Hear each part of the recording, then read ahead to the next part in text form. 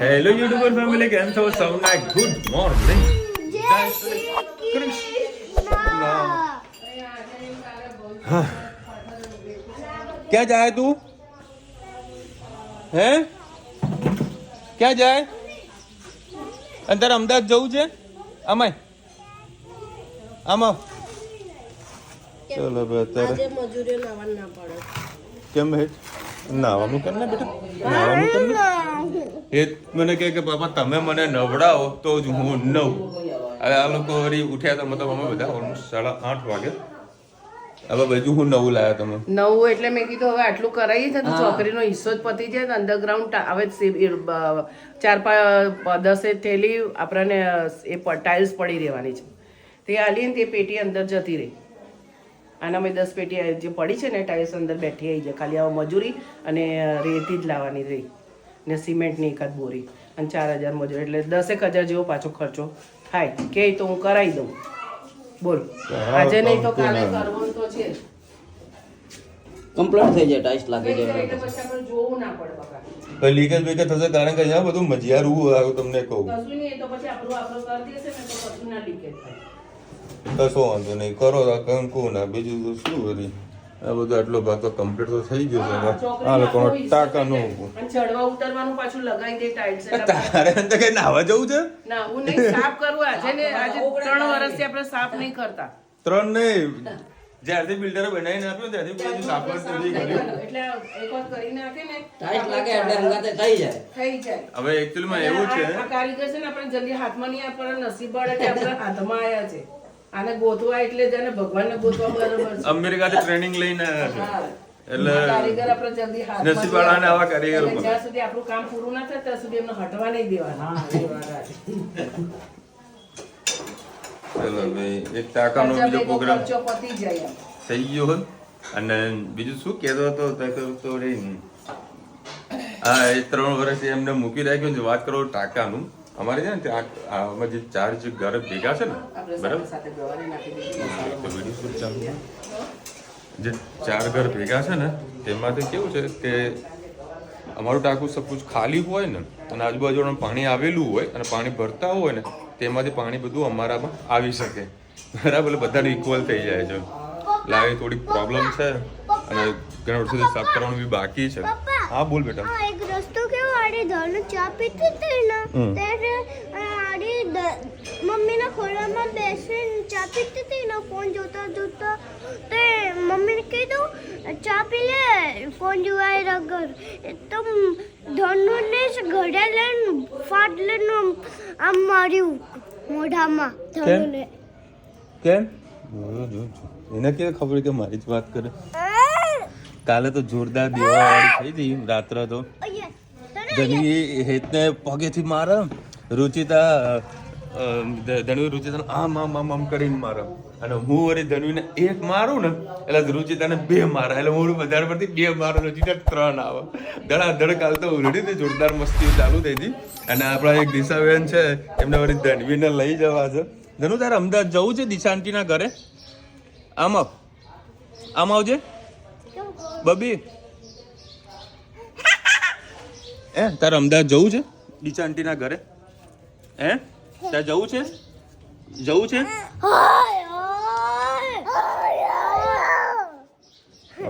મંડ્યા સારે કોઈ તો આવું થયું તમને. જય શ્રી કૃષ્ણ સૌને. મારા સવારના રસોડામાં આપનું સ્વાગત છે. આજે ગવાર ને લીલી ડુંગળીનું શાક બનાવી તમારી સાથે રેસીપી શેર કરું. 4 પરી જેવું તેલ મૂકી દીધું છે. આની અંદર લીલી ડુંગળી, ટામેટાં, લસણ અને લીલા મરચાં બધું સરસ આપણે સાથે મિક્સ કરી દઈએ.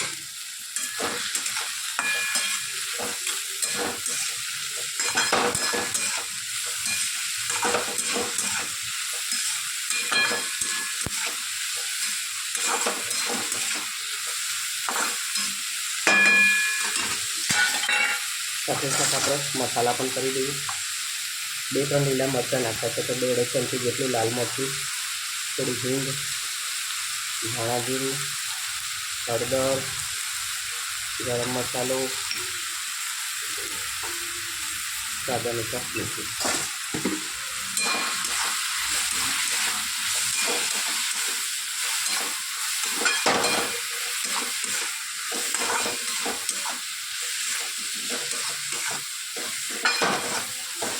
આના અંદર આપણે પાણી નહીં નાખીએ, ઢાંકી અને એમને એમ જ ચડવા દઈશું. એટલે ટામેટા અને લીલી ડુંગળી પોતાનું પાણી ચૂસશે એટલે સરસ ચડી જશે. હવે એને ઢાંકીને આપણે થવા દઈએ. આપણે સાથે સાથે ગવારે નાખી દીધી, મસાલો મસ્ત થઈ ગયો તૈયાર. ગવારને મેં બોઇલ કરી દીધી હતી 2 સીટી મારી, કારણ કે ગવાર બટાકા ખાઈ ખાઈને કંટાળી ગયા છે.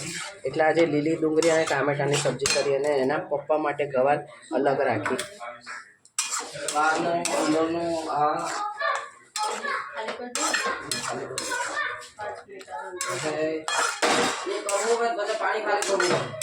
પાણી તો કરી દઈએ, આટલો બધો માલ પડે સિમેન્ટ ને પડે. બસ આપણી ગવારને લીલી ડુંગળીની સબ્જી તૈયાર થઈ ગઈ. કોમેન્ટમાં ચોક્કસથી કહેજો અમારી ગવારની સબ્જી તમને કેવી લાગી. કરી જાઓ. ધનુ એવું કરાય બેટા? હે જો બધું બહાર બેઠા હા, એમાં ભગવાન પાણીના ટાંકામાં ચડ્યા હતા સાસુ વહુ 2 જણા. હે થઈ ગયું કમ્પ્લીટ? ચલો ભાઈ ચેક કરીએ શું શું કર્યું છે આ લોકો. ઓય રમ. હા કોફી મૂકાણી છે પહેલી તો. આ બાજુ એક કોફી મુકાઈ ગઈ છે. સરસ.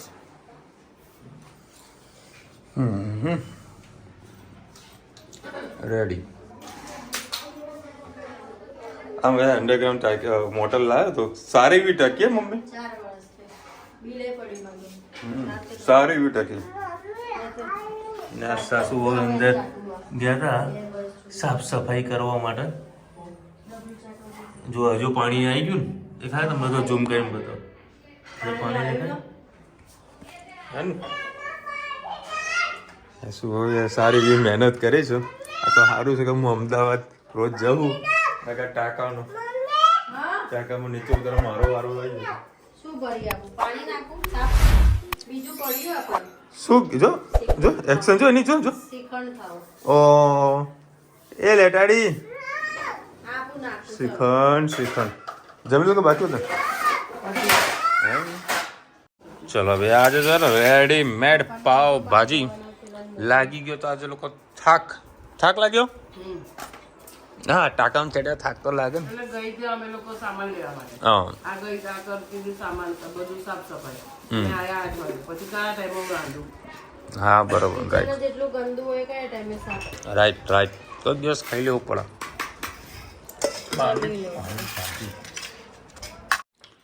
ચલો ભાઈ ધીરે ધીરે સરસ મને રિનોવેશન ઘરમાં થઈ રહ્યું છે.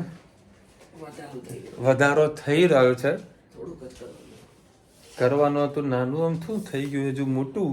હજુ 2 દિવસ ખમો એટલે પછી થશે પાછું બીજું કંઈક મોટું. પછી કહેશે એક કામ કરો આટલું કર્યું છે બહારની પણ ટાઇલ્સ લગાવી દઈએ. એ પછી ફરમાઈશ આવશે એમ. થાકી ગયા તો ઊંઘ આવી ગઈ હતી, ચોખ્ખું આવી ગયું. મમ્મીને ચોખ્ખું આવી ગયું. જય શ્રી કૃષ્ણ વિશાલભાઈ. ખાવાની મજા ઇન્ડિયામાં જ આવે. હા 100%. શ્રીખંડ કેરી રસ પાણી આવી ગયો છે. એ તમે કોઈ પણ વર્લ્ડમાં કોઈ પણ જગ્યા હશો શ્રીખંડ તો મળતો જ હશે તમને બરાબર. કેરી પણ મળતી હશે પણ જે કેસર કેરીનો જે સ્વાદ છે એ ગુજરાત છે બીજે ક્યાંય ના મળે. બીજી ઘણી પણ કેરી મીઠી આવે પણ કેસર કેરી છે. સંજાન ને વલસાડ ને એ સાઈડમાં તો છે ને જ્યારે કેરીની સિઝન આવશે ને તેમાંથી રસ કાઢીને ફ્રોઝન કરીને મૂકી દેશે.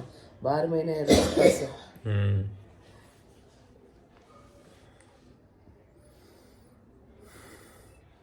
બુધવારે 11 છે. હા જે આખા વર્ષની પેલી મહેનત ભેગી કરી લઈએ ને પેલી કાતરી પાડી લઈએ ને એક ટિફિનમાં આવશે. સાબુદાના લાઈન બેલા છે. હવે આ થોડું ઘરનું કામ પતે ને પછી કરીએ. હેતલબેન લખે 20મી 11 છે. Thank you so much. ચાલો મારી દીકરીનો ખુશીનો કાલે બર્થડે છે. 17મો બર્થડે છે. શું વાત છે. 17 વર્ષ. 17 એટલે અત્યારે 12માની કદાચ એક્ઝામ હશે ને. 10માની એ 15 વર્ષ 10માં હોય જાય, 6 વર્ષ લઈ લેતો હતો પહેલા. Wish you many happy return of the day Khushiben. Happy birthday. ખૂબ ખૂબ ખુશ રહો. જીવનમાં પ્રગતિ. 10માની એક્ઝામ હશે, 7 વર્ષ આમ કાઢી નાખો તો 11મું 10માં 11માં ચાલતું હશે. પપ્પુભાઈ પૂરી શાક ડેલી રસોઈ કોણ બનાવે? મમ્મી કે રુચિતા ભાભી? બંને બનાવે. મારા જો તમે એવા અમુક સવાલો પૂછો ને, મેં રોટલી નહીં બનાવતી. મારા આ બાજુ ના બોલે ને મારા આ બાજુ ના બોલાય. રોટલીનો કોન્ટ્રાક્ટ તો રુચિતાનો છે, ખાલી મારો ઉભા શાક જ વગરવાનું. દાળ ભાતે બાફી દેવાના એને.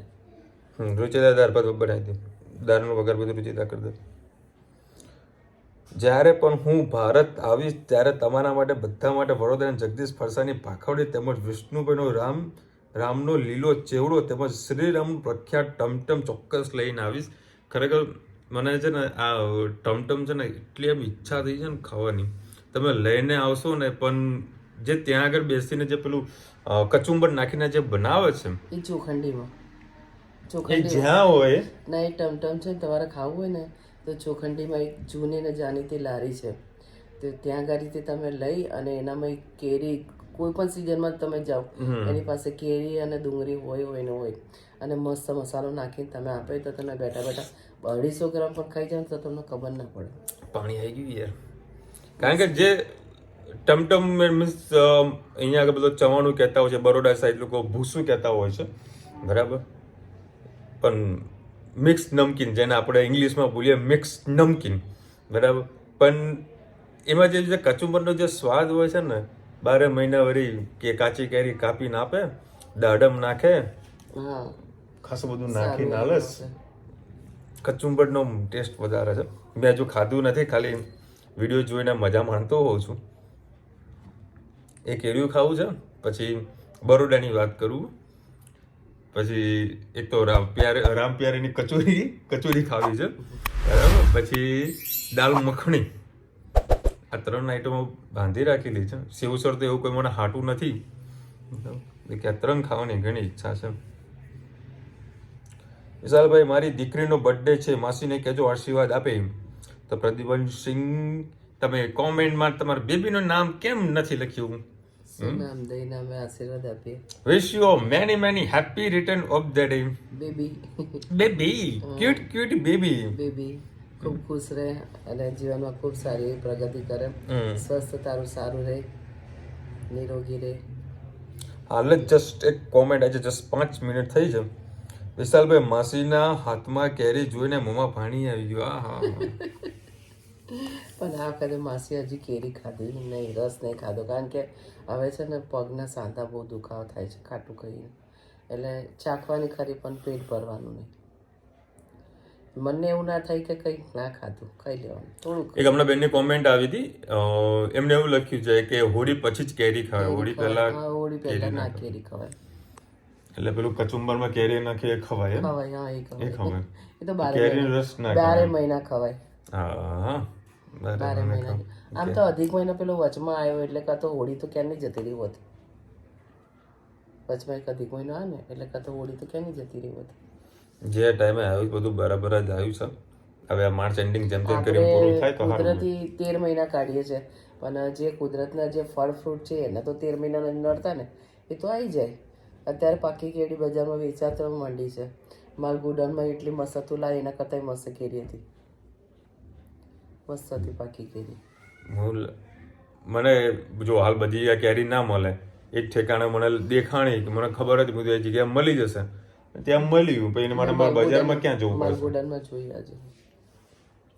ભાઈ જેને કેરી લે તો માલગુડા જતા રહેજો, મમ્મી એડ્રેસ આપી દેશે. માલગુડામાં ઉભેલો જ હોય છે, કે ફ્રૂટ વાળો છે.